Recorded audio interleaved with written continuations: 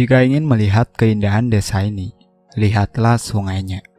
Cahaya matahari yang terpantulkan ke sungai itu akan menciptakan goresan pelangi di sisi sungai.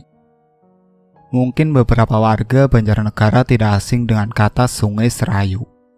Sungai nan indah dan merefreshkan mata ini sebagai pokok utama mata pencaharian desanya. Udang dan ikan yang melimpah menjadikan warganya tiap kali berburu mencarinya untuk dijadikan lauk pauk atau sekedar dijual kembali ke pasar. Pesonanya yang indah menjadikan sungai ini seringkali menjadi pusat pariwisata dengan arum jeramnya yang menantang nyali. Namun pernahkah berpikir, dahulu sekali sungai ini sempat diisukan dengan awal kemunculan dari pocong ireng.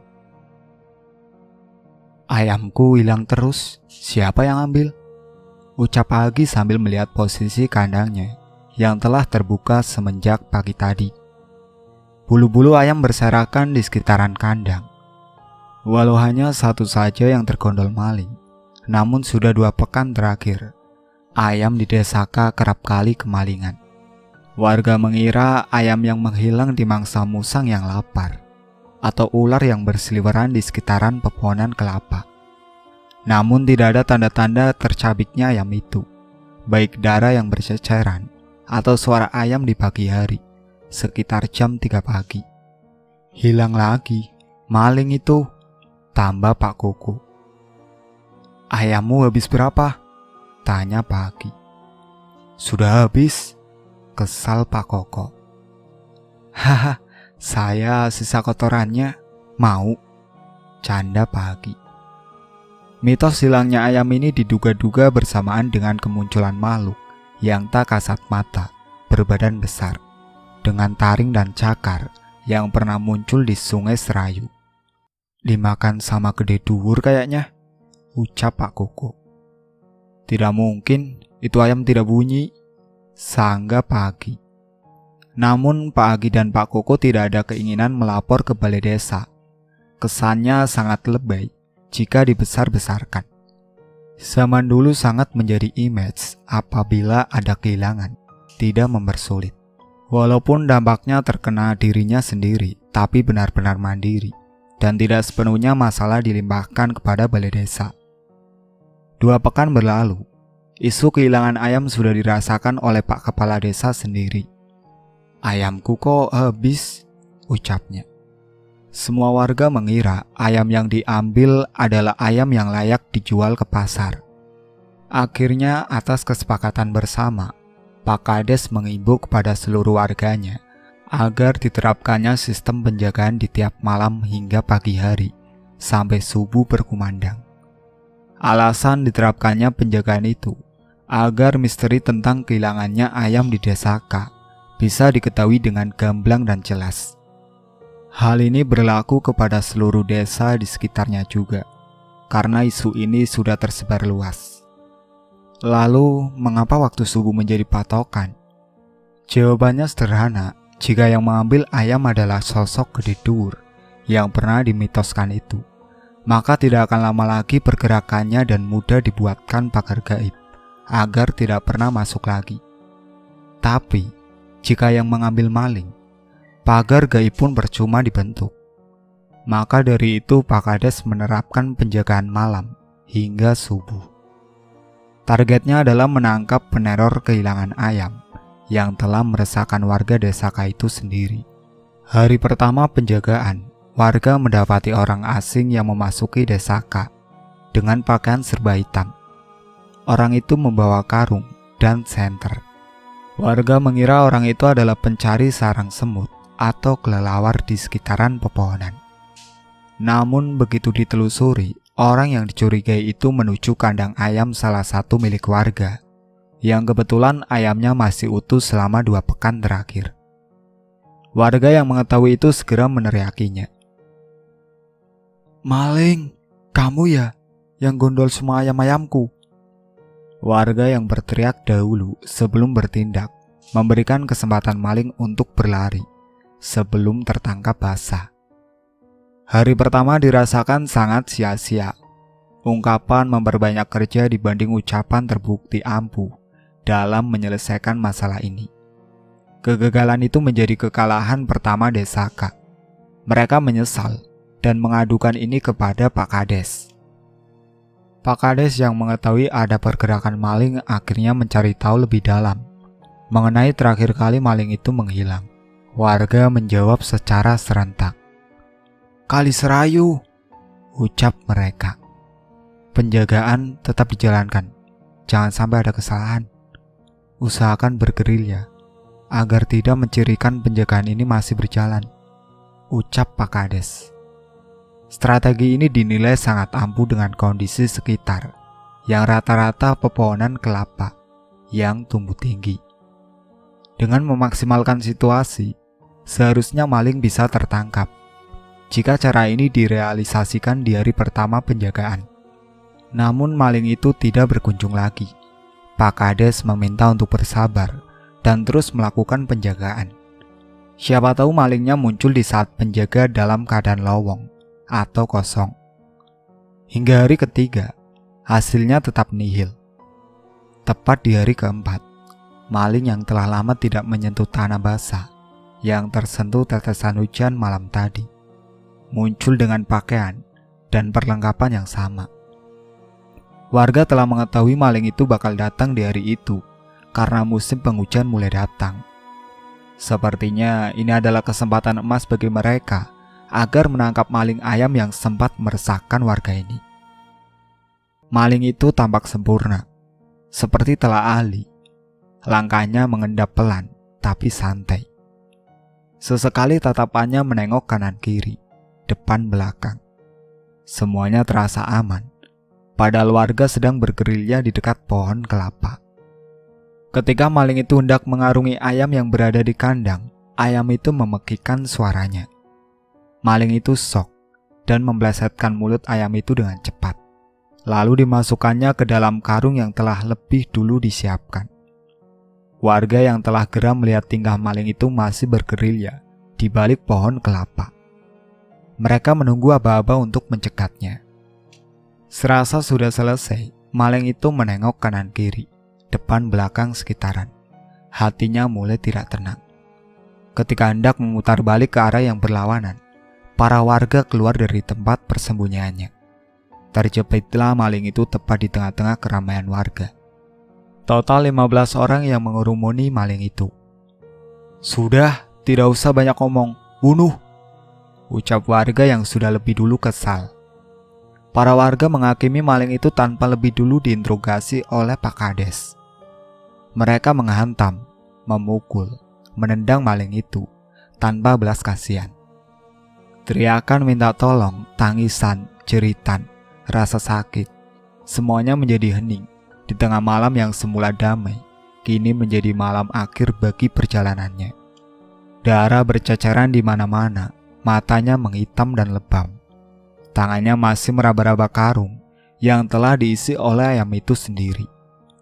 Dari arah belakang, salah satu warga menghantam kepala maling itu dengan batu cadas, seperti batu untuk pondasi rumah. Kepala itu remuk, darahnya mengalir deras dan merambah ke tanah yang basah. Bau amis darah menggantikan bau embun di pagi hari. Maling itu mati di tempat. Malingnya mati? Gila kamu, ucap warga. "Terus bagaimana? Jangan sampai ketahuan Pak Kades, bisa mati aku," ucap yang lainnya. Kebetulan waktu itu Pak Agi dan Pak Koko tidak mendapat jadwal menjaga, jadi kematian maling itu berhasil disembunyikan. Lalu, bagaimana cara mereka menutup kejadian itu dengan rapi?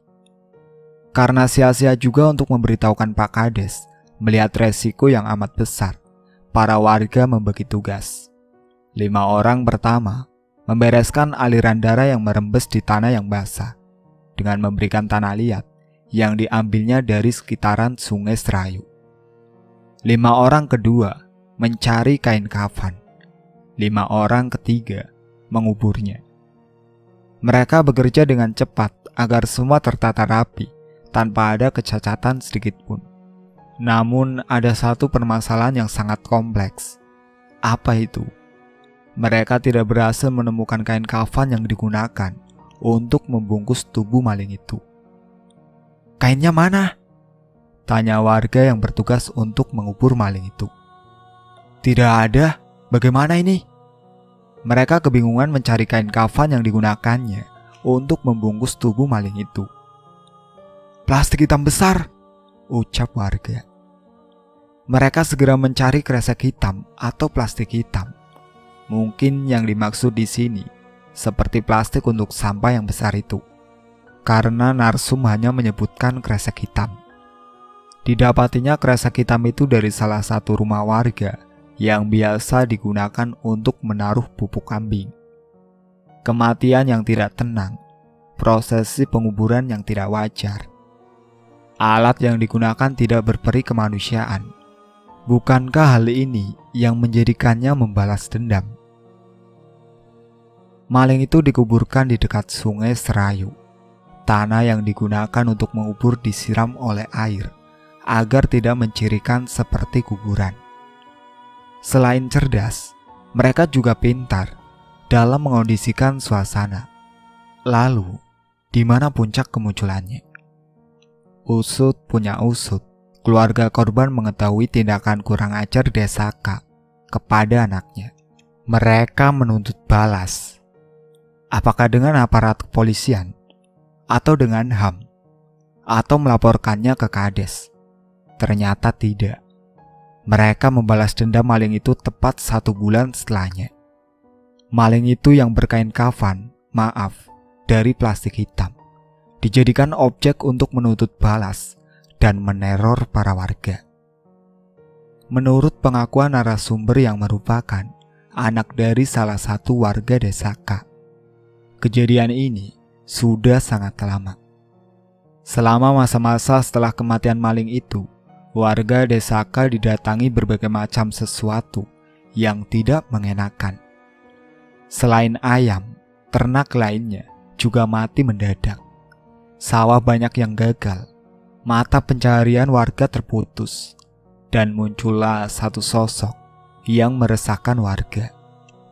Pocong ireng itu menampakkan diri di antara pepohonan kelapa, tempat dia dieksekusi secara sadis dan mengerikan.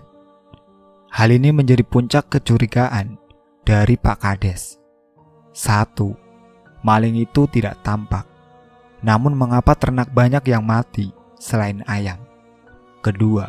Sawah banyak yang gagal. 3. Teror pocong ireng menjadi-jadi. Apa yang dilakukan oleh warganya selama 1 bulan terakhir? Pak Agi dan Pak Koko yang rumahnya bersebelahan pernah mendapati pocong ireng itu sedang berdiri tegak di belakang pohon kelapa. Pocong ireng, Dul! Teriak Pak Agi. Pocong ireng itu meneror 15 warga yang ikut dalam penghakiman dirinya. Dimulai dari mengetuk pintu di malam hari, menjilati seluruh sandal dan yang lainnya. Korban demi korban berjatuhan. Banyak dari mereka yang ketakutan jika berjalan di malam hari di dekat pohon kelapa. Pocong itu sering menampakkan dirinya di antara pohon kelapa yang berdekatan dengan tempat dia tergeletak kaku, tak berdaya. Korbannya rata-rata anak kecil. Awalnya sakit panas, demam tinggi, lalu merasa takut dan melihat sosok itu berada di depan jendela sambil menggedor-gedorkan kepalanya. Pak, itu namanya apa? Sebelum meninggal, anak-anak Desaka selalu mengucapkan ini. Tak terasa, hampir 40 hari kematian maling itu, Pak Kades pun mendengar dari salah satu pengakuan warga bahwa maling itu telah dibunuh oleh 15 orang yang anaknya sebagai korban teror dari pocong ireng itu sendiri. Atas pengakuan warga yang membunuh maling itu secara keji, mereka segera menemui Pak Kades. Kalian tahu kesalahan kalian apa? Tanya Pak Kades. Ke-15 orang itu hanya terdiam sambil menangis. Mereka menyesal. Jangan bunuh tubuhnya. Jangan siksa tubuhnya. Jangan menghakimi, teriak Pak Kades. Pak, lalu apa langkah yang akan diambil? Tanya Pak Agi. Pak Kades terdiam. Hubungi Kiai A di desa B. Dia pernah mendapat kiriman seperti ini. Siapa tahu ada jalan keluarnya, pinta Pak Koko. Akhirnya mereka menyetujui untuk bekerja sama dengan Kiai A di desa B. Tujuannya adalah mencari pelaku atau dalang di balik kiriman pocong ireng ini. Kiai itu berhasil didatangkan sebelum adzan maghrib tiba. Para warga segera mengikuti runtutan kegiatan yang ditetapkan Kiai itu. Pocong ireng itu kiriman dari orang tua korban. Tidak mudah untuk mengusirnya sebelum dendam itu terbalaskan, ucap Kiai itu. Namun kita bisa mencegahnya dengan memasang pagar gaib di setiap sisi desa ini. Tak mudah, namun semoga berhasil, tambahnya. Mereka sholat maghrib berjamaah dengan Kiai itu. Setelah itu dilanjutkan membaca tahlil hingga waktu isya. Langkah terakhir adalah menancapkan pagar gaib berupa bambu kuning. Ukurannya seperti potongan pasak kemah. Namun itu sangat berguna. Entah apa yang membedakan antara versi Pekalongan dan Banjarnegara ini. Sepertinya kemiripannya ada di cara mencegah pocong ireng itu masuk ke pemukiman warga. Sebanyak 150 disesuaikan dengan pelaku pengeroyokan, namun dengan kelipatan 10 per orang. Bambu kuning itu ditancapkan di setiap sisi hingga menuju Sungai Serayu. Setelah usai mereka menunggu aba-aba dari Kiai itu sendiri. Pak Koko, nanti kalau pocong ireng itu datang, jangan ada yang bicara. Biar aku saja yang bicara. Paham? Ucap Kiai itu. Siap Kiai, jawab Pak Koko. Pak Hagi dan Pak Koko memerintahkan warga untuk diam. Tepat tengah malam, pocong ireng itu muncul. Namun dia tidak bisa memasuki pemukiman warga. Bisa dibilang kemunculannya di perbatasan antara desa K dan desa di sebelahnya. Awalnya Pak Kades, Pak Hagi, juga Pak Koko tidak mempercayai sosok itu nyata atau tidaknya. Namun setelah dilihatnya secara langsung, pocong itu seperti meminta untuk dikuburkan secara layak. Dia melakukan hal itu untuk memberi makan keluarganya yang kesusahan karena harga padi yang melejit tinggi akibat permainan dari pemilik sawah dengan pemasaran yang dilakukannya. Betapa miris mereka yang kaya tak pernah memandang miskin berorasi. Atas permintaan Kiai itu, digalinya makam pelaku maling ayam itu dan digantikannya dengan kain kafan. Dilayakannya seperti manusia pada umumnya. Semenjak itu, isu pocong ireng ini tidak ada lagi. Karena yang menjadi pocong ireng ini beredar adalah karena permasalahan ekonomi. Mereka memberi ruang untuk melakukan pesugihan, sehingga pocong ireng ini bisa dikaitkan dengan pesugihan. Aturannya, jangan menaruh sandal, pakaian, handuk, sepatu, sepeda, ataupun yang lainnya di luar rumah. Semua aturan tercipta karena ada pengalaman yang harus dijadikan peraturan.